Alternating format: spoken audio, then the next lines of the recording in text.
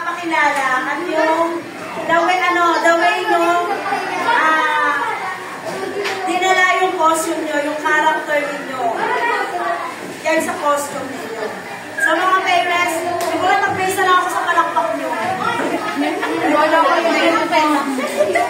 Meron ako ng nagpipinagkasyon. Ikaw naman. Mahirap pamili. Dapat makapagalaman na lang. Yan mama, kung hindi ka tatlo, tapos para pakupili na nalo. Okay, mamili ako ng tatlo.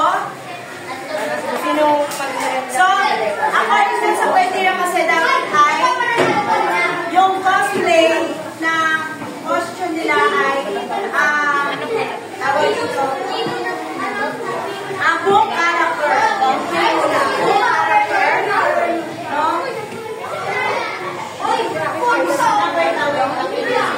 Okay. So, sige po.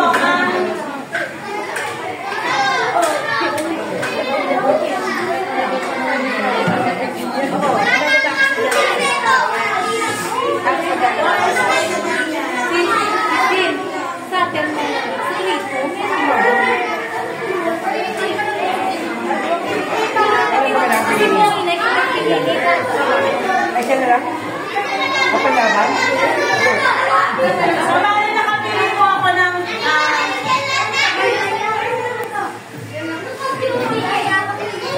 okay, dito po na kayo, girls and boys. Hindi lalaki, si babae.